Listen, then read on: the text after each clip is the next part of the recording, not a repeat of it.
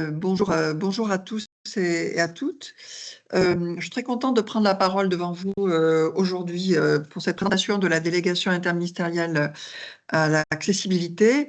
Ce que je vais essayer de vous dire, c'est un peu quelles sont mes missions, mon rôle, comment je vois les choses et quels sont les 3-4 sujets que nous avons identifiés avec à la maison qui est présent également comme pouvant être intéressant pour les acteurs de la Handitech.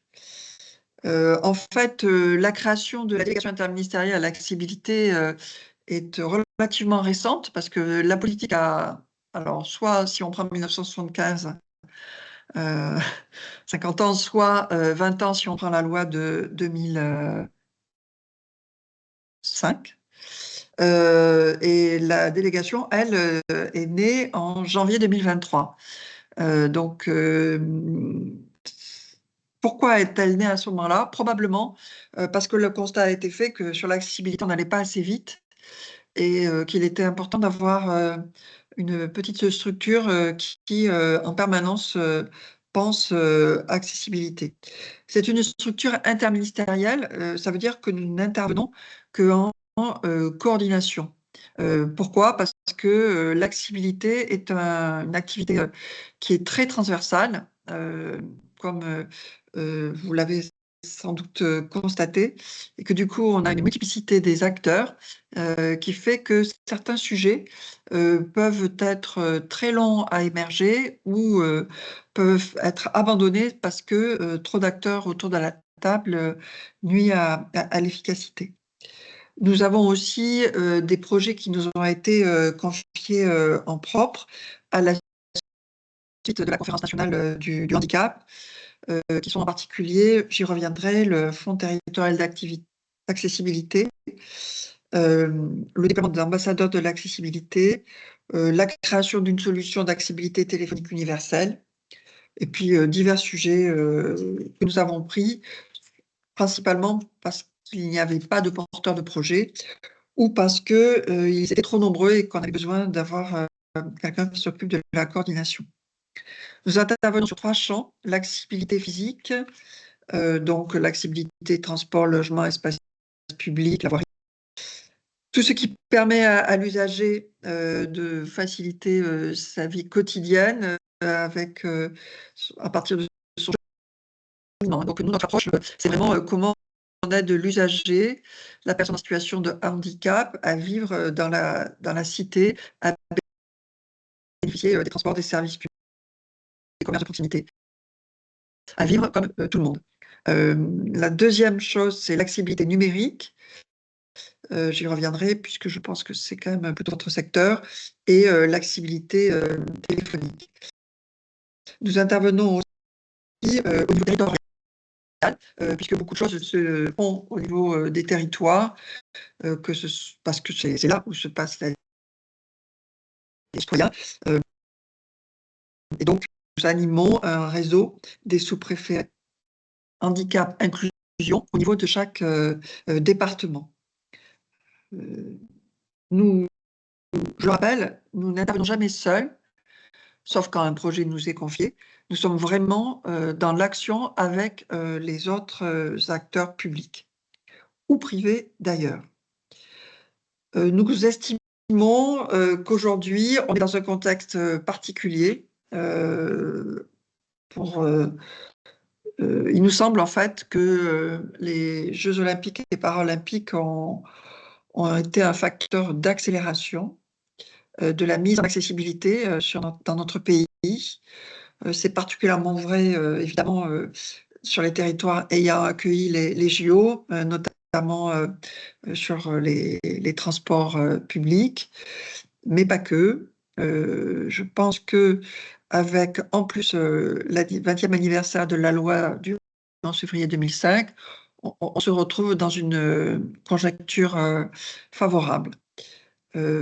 Favorable parce qu'il y a eu, avec les Jeux olympiques et paralympiques, des applications, des solutions numériques qui ont été développées, en particulier pour améliorer la mobilité, que ces solutions portées par les startups qui ont pu bénéficier, le cas échéant, de financement de Paris 2024 ou de la Ville de Paris ou d'autres collectivités, que ces solutions numériques, aujourd'hui, notre devoir, c'est d'arriver à les aider à passer, à l'échelle, à accompagner cette phase, d'industrialisation, si je peux utiliser, ce terme. Heu, la constatation que nous avons faite pendant les JOP a été faite également par la Direction générale des entreprises, qui a décidé, en 2023, de créer une filière handicap et donc il y a eu, pas mal d'échanges interministériels, dans les années 2023-2024 pour, essayer de voir comment on pouvait créer une filière handicap et autonomie. L'idée de la création de cette filière, son objectif principal est, de faciliter le parcours, des entrepreneurs. J'ai en effet été, frappée en arrivant dans ce secteur que je ne connaissais pas, de voir, le nombre d'interlocuteurs, que vous, les entrepreneurs, vous devez rencontrer pour, essayer, de faire connaître votre solution. Je le dis pour, ceux qui ne me connaissent pas, j'étais avant dans le secteur de l'armement et franchement, pour le coup, on est quand même assez organisé dans le ministère des Armées pour identifier les innovations, qui peuvent, aider. D'ailleurs, aussi bien dans le public que dans le privé, hein, je veux dire, on peut très bien avoir un secteur civil, très intéressé par les innovations que nous développons et moi, ce qui m'a frappée, c'est vraiment ça, c'est-à-dire, la difficulté pour les entrepreneurs de trouver à chaque étape de leur développement les bons acteurs, dans, la sphère, publique, pour en tout cas ce qui me concerne et c'est parti de cette, conviction, qu'avec, la DGE, on a essayé de créer cette filière. La première, concrétisation de cette décision a été, la conférence d'affaires qui a eu lieu le 6 septembre à l'Hôtel de l'Industrie où une vingtaine de start-up qui avaient été, préalablement sélectionnées ont pu, faire connaître, leur projet et rencontrer des investisseurs, étrangers. Notre idée est vraiment de continuer, de faire, prospérer cette, filière et bien sûr, dans la concrétisation, de cette filière, votre association aura, un rôle important, à jouer, ne serait-ce que de représentant des acteurs, économiques, comme vous le faites déjà, Laurence. Au-delà de la création de cette filière, l'héritage des Jeux olympiques et paralympiques, est intéressant sur un plan méthodologique. Hem, Tout le monde a maintenant la conviction que les groupes d'experts d'usage, sont un facteur important. Donc le groupe d'experts d'usage a été utilisé principalement pour l'accessibilité physique, mais nous savons que pour le numérique, ça marche aussi. C'est-à-dire associer le plus en amont possible, les usagers. Là, on parle de groupes d'experts d'usage parce qu'il peut y avoir, quand on travaille sur la voirie ou sur l'espace public, plusieurs types de handicap, et on a besoin de les avoir tous ensemble pour, faire converger les solutions. Je pense que pour le numérique, jusqu'à un certain point, c'est vrai aussi puisqu'on peut avoir, les personnes qui ont un handicap visuel, mais d'autres qui peuvent avoir un handicap, cognitif, et du coup, dans ces cas-là, associer, dès les premières étapes de développement des usagers, nous paraît, absolument, déterminant. On a aussi, avancé, sur, les bases de données. Je pense notamment à Data ES, ES pour, équipement sportif, qui référence, tous les équipements sportifs, de notre pays. Ça a été également financé au moment des JO, donc c'était une occasion à ne pas, louper, qui qualifie aussi leur accessibilité. Heu, mais je pense aussi à Accès Libre, qui a été, développé, dans la période pré-JO et qui a vraiment, bien, émergé, en 2024. avec plus de 600 000 ERP désormais référencés. Et dans certains secteurs, je pense par exemple au secteur hôtelier, on a 95% des hôtels qui sont référencés dans Accès Libre. Donc ces bases de données sont des bases de données en données ouvertes, qui sont donc accessibles à tous les entrepreneurs qui le souhaitent, à partir de là pour construire, je ne sais pas, par exemple des navigateurs, comme certains d'entre vous le font déjà. Je voudrais quand même mentionner 2-3 autres sujets, en particulier le fonds territorial d'accessibilité.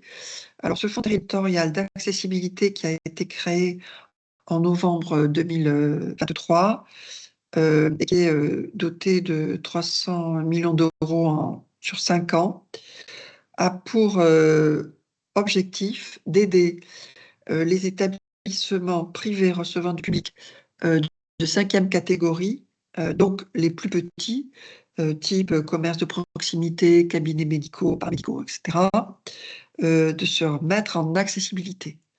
Mais là, quand on parle d'accessibilité, on parle de tout type d'accessibilité. Il n'y a pas que la rampe pour entrer dans le commerce ou que l'élargissement de la porte pour rentrer avec un fauteuil roulant dans le commerce. Toute une série de dispositifs peuvent être financés. La règle, c'est qu'il faut que ce soit amortissable. Donc, ça peut être des équipements, si là, quand je m'adresse à des personnes qui travaillent dans la mairie, ça peut être des tablettes, oui, ça, des tablettes, tout ce type de dispositifs qui sont amortis,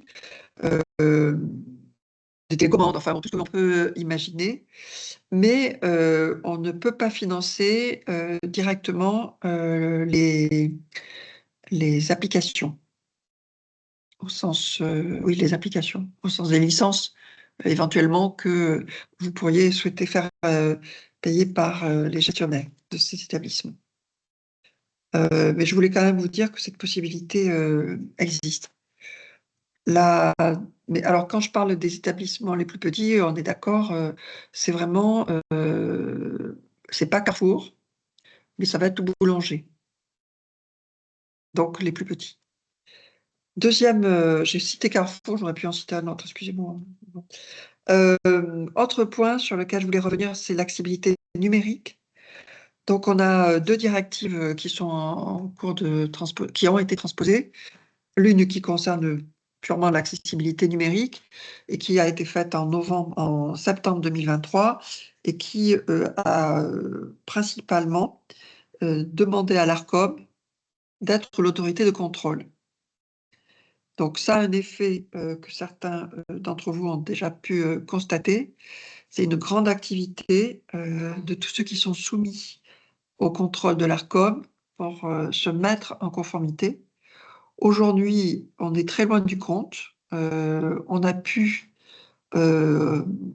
produire, l'ADIA a produit le rapport qui était attendu par la Commission européenne pour dire où nous en sommes. Ce rapport est désormais mis en ligne par la Commission européenne, au milieu d'ailleurs des 20 rapports.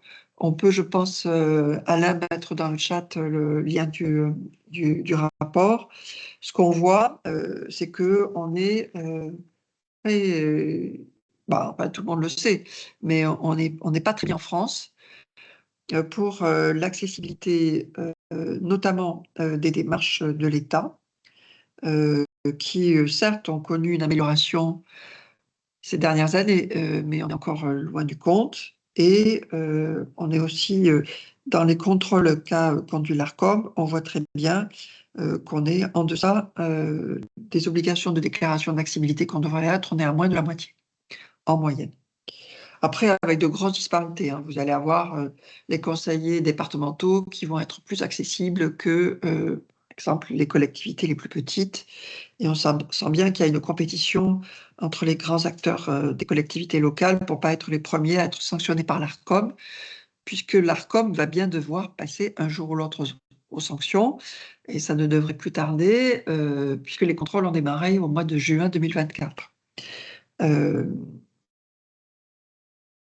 Donc la façon dont l'Arcom procède, c'est Il fait un contrôle, il donne le résultat de ces contrôles à l'organisme concerné et demande une mise en conformité. Et c'est comme ça que l'échange se construit. Et premier courrier, deuxième courrier, puis ensuite sanctions. Avec l'Arcom, les sanctions sont systématiquement publiques, comme vous le savez pour le secteur audiovisuel. Donc ça va être la même chose pour les sites Internet. On peut peut-être rajouter que la possibilité existe aussi pour ce qui est un site Internet. L'Arcom a créé sur son site la possibilité, pour ceux qui le souhaitent, de leur indiquer quels sont les sites Internet qui ne sont pas conformes. Donc, l'Arcom a un plan de contrôle et parallèlement à ce plan de contrôle, l'Arcom va répondre aux sollicitations des utilisateurs qui signalent tel ou tel site. La deuxième directive qui va être mise en œuvre, enfin qui est mise en œuvre avec une date importante en fin juin 2025, c'est la directive biens et services qui concerne aussi bien le livre numérique que les distributeurs de billets dans les transports, que le e-commerce, que les DAB des banques. Enfin, on a une infinité de biens et services qui sont concernés avec, pour certains d'entre eux, une spécificité où on a à la fois du logiciel et du hardware. Du matériel, ce qui pose des difficultés de compatibilité entre les deux. Donc le pilotage de la mise en œuvre de cette directive est assuré par la direction DGCCRF, alors Direction générale de la concurrence, de la répression des fraudes, qui est un service de Bercy, qui a lui aussi ouvert un site pour que les utilisateurs puissent faire connaître les difficultés qu'ils rencontrent, dont le nom m'échappe, Alain, dans lequel il y a conso, mais il me manque juste le préfixe, on va vous le retrouver. La DGCCRF est en train d'organiser avec les organismes concernés la mise en œuvre des contrôles sur tout ce champ, avec bien sûr des gens qui sont plus ou moins sensibles. On pense notamment au e-commerce, qui est désormais très largement utilisé par nos concitoyens et sur lesquels les associations ne manquent pas d'attirer notre attention. Le dernier point que je voulais aborder, c'est deux sujets que la DIA traite directement. Le premier, c'est nous allons créer un point d'accès unique aux données d'accessibilité qui s'appellera accessibilité.data.gouv.fr. Donc, DataGouv, vous le savez, ce sont des données ouvertes. Avec accessibilité, l'idée, c'est d'avoir des données sur tout le champ de l'accessibilité qui permettrait à ceux qui ont besoin d'accéder à ces données de savoir où les chercher.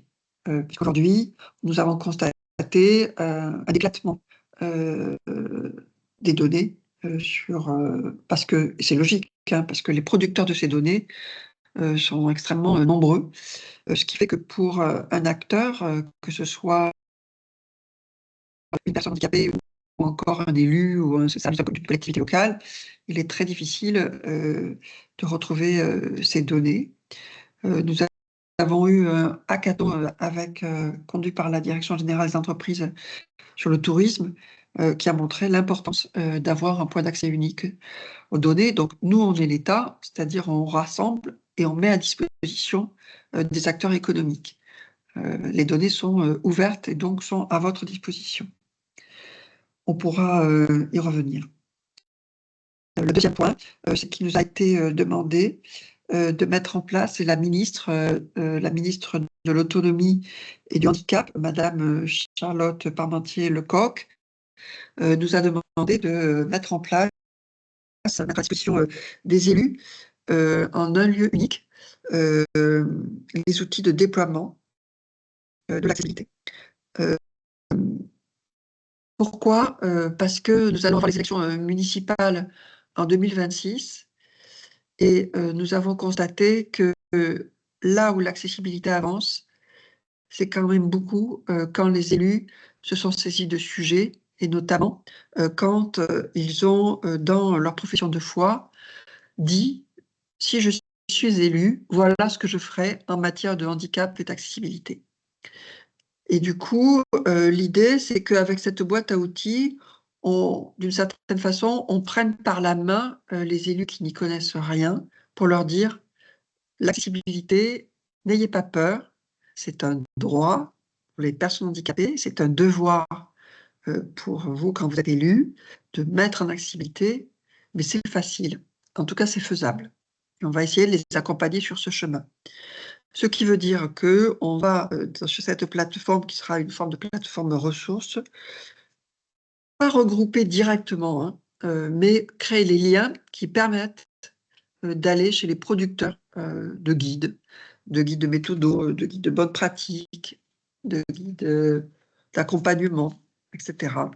Et évidemment, notre souhait est aussi de pouvoir accueillir, sur cette boîte à outils, des solutions comme celles que vous proposez, à condition, qu'elles aient été, reconnues de 2 points de vue. Elles répondent réellement à un besoin, ou elles répondent à un besoin réel, je ne sais pas dans quel sens il faut le dire, et elles s'appuient, sur des technologies, qui permettent le passage à l'échelle.